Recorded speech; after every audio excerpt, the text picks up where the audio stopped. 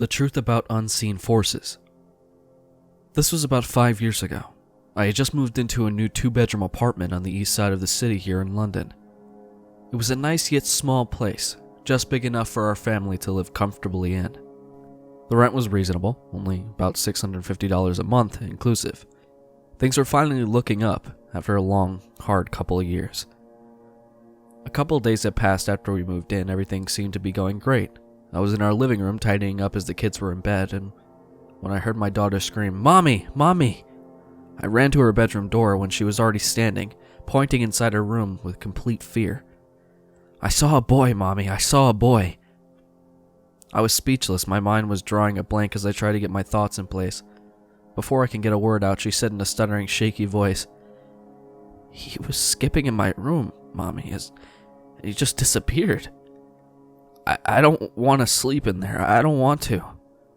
I could tell by her terrified eyes and now her pale face that she had seen a little boy in her room. I said, No, sweetie, you don't have to sleep in here tonight.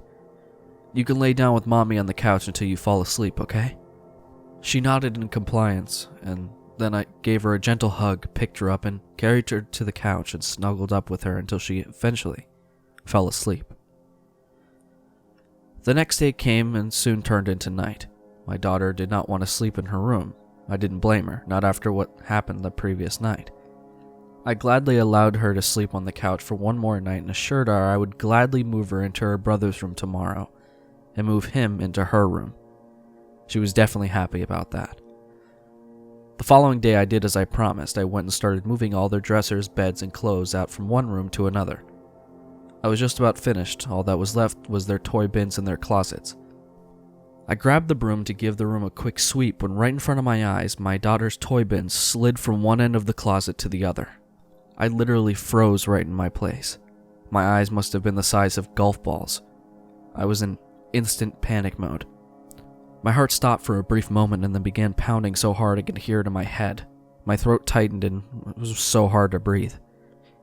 I knew right then I could not move my son into this bedroom. It just wasn't safe. Not to me, not to them. So I took over the room. As scared as I was, I admit it. I did not want to sleep in that room. But what other choice did I have? It was me or my kids. In no way was I letting either of them sleep in there. I knew my daughter felt safer in her new room. I knew my son would enjoy sleeping on our pull-out couch as it was very big and comfy. As I laid there now in the unsettling room trying to fall asleep, I felt an uneasy feeling, like I was being watched. I opened my eyes, looked around, but I saw nothing. I tried to shake off this uneasy feeling and tried to go to sleep. I started to finally drift off when all of a sudden, I jumped out of my bed, staggered in the light switch, and turned the light on, but nothing was there or out of place. Nothing I saw made any sense at all that would make any sort of noise. That made my skin crawl with goosebumps, but I laid back down and eventually got back to sleep. A few weeks had passed and everything seemed normal. It was a nice summer's day and all was quiet. My Aunt Sandy wanted to come for a visit. I was more than happy to see her and spend the day with her. She came over and was chatting and playing with my cats when the phone rang. I picked it up. "Hello? Hello?" There was no reply. So I hung up the phone and thought nothing of it. A couple minutes passed and the phone rang again. I answered it. "Hello? Hello? Anyone there?" Again, no one answered. I hung the phone up and started wondering if the phone's volume was turned off. I lifted the receiver and tried to find the volume control.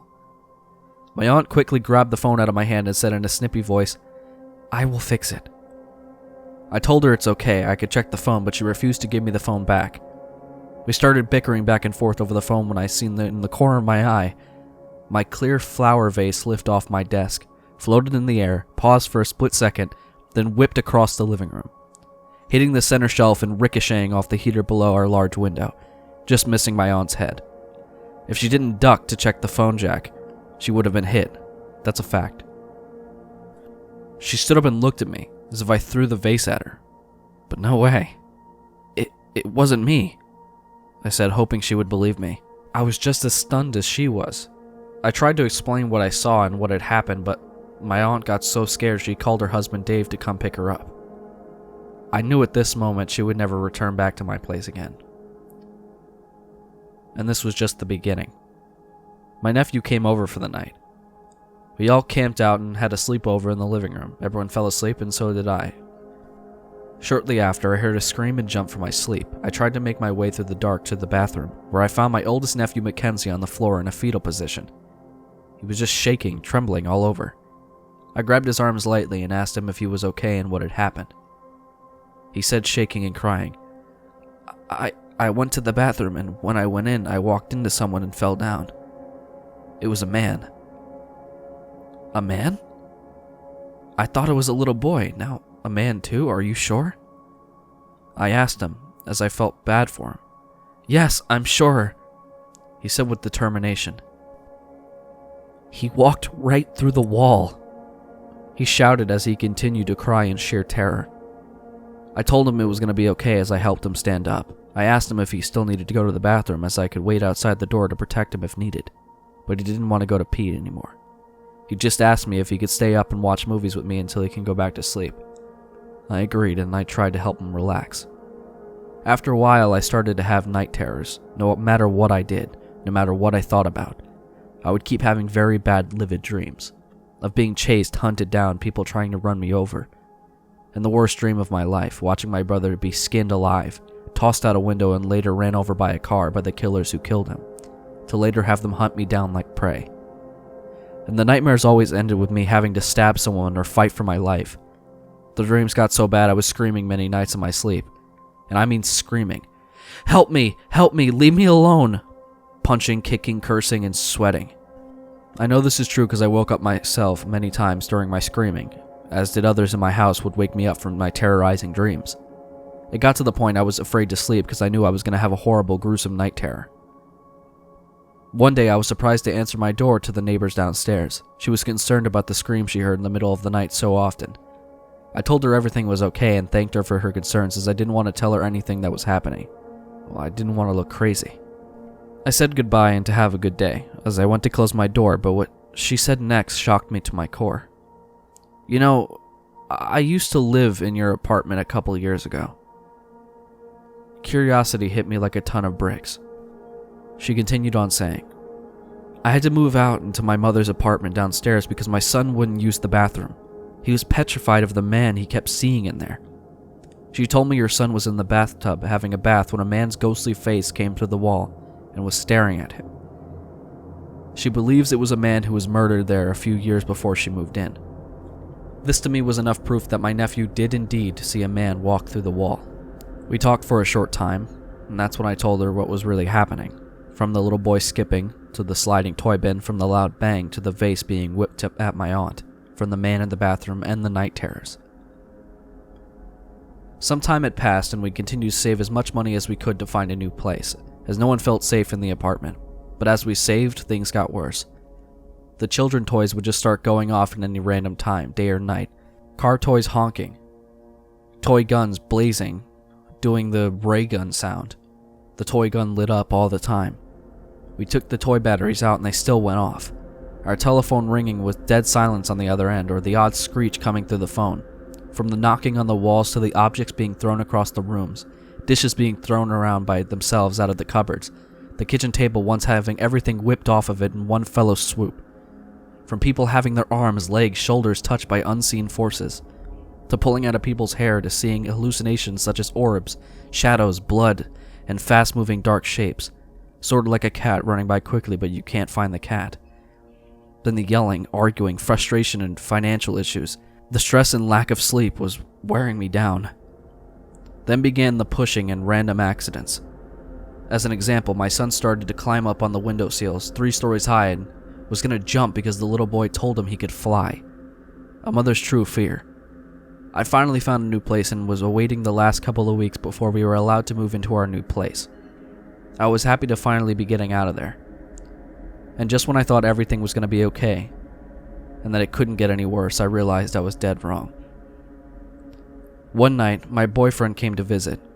He opened the door and said, somebody missed me while I was gone, eh? I seen you waiting for me in the window. The window? I said, all slow and confused. I wasn't in the window. I was sitting here at my computer desk the whole time. He started looking at me up and down. He looked confused, his eyes lit up like he was in deep thought. "I know that I saw you," he said. "Looked just like you, but what?" I said anxiously.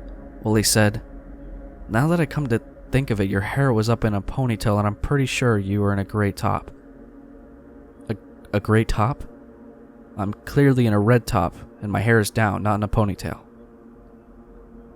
"No, I saw you. Or at least I thought I saw you. I definitely saw a lady that looked like you in that window." He stared at me for a while, looking at my hair and my shirt. He had that dumbfounded look on his face like a deer in the headlights. "That is it. Enough is enough. We need to get the fuck out of this place. It is not safe for us here."